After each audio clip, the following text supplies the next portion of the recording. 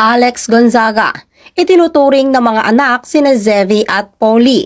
Ang sweet naman ni Alex. Sa nalalapit na Kapaskuhan ay nagkaroon ng pictorial ang pamilya Gonzaga, kasama na nga dyan si Alex at ang mga anak pa ni Tony Gonzaga. Kaya naman hindi nakaligtas kay Alex Gonzaga ang pagpapapicture kasama ang kanyang mga pamangkin. Ayon nga kay Alex, "I am one happy tata. Christmas this year would be so much fun because of Zevi and Polly in Celeste Gonzaga's womb, we think." Very hands-on nga si Alex Gonzaga sa kanyang mga pamangkin na sina Kuya Zevi at si Polly. Zainab Harake, napaka-sweet kay Ray Parks. Best gift ng 2023.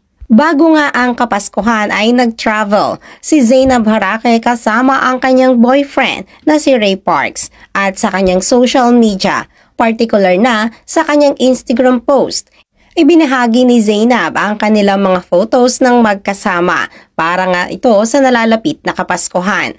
Ayon pa nga kay Zainab sa kanyang caption, "Best gift of 2023 umano ang kanyang boyfriend na si Ray Parks."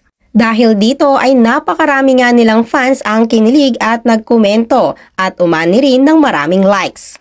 Angeline Quinto, umuwi ng probinsya kasama ang pamilya.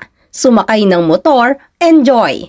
Tila sinusulit ng actress at singer na si Angeline Quinto ang mahabang holiday at bakasyon nila ng mga artista dahil umuwi ito ng probinsya upang makipag-bonding sa kanyang pamilya.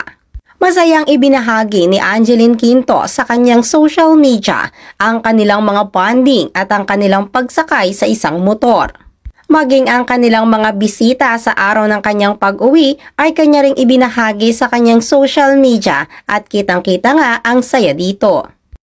Isabel Oli at John Prats, pinakilig ang publiko. Bagay na bagay talaga sila. Pinakilig ng couple na sina John Prats at Isabel Oli ang kanilang mga fans nang makita muli itong magkasama sa isang event. Ilan nga sa mga komento ng netizens ay sinasabing nakakakilig silang dalawa dahil alam nila at nararamdaman umano nila na mayroong forever kay Isabel Oli at John Prats. Bukod sa kanilang mga photos na magkasama, nagbahagi din ang dalawa ng kani-kanilang mga solo photos na kuha naman sa koridor ng isang event. Christine Hermosa at Maine Mendoza, nagbanding kasama sina Arjo at Oyoboy Soto.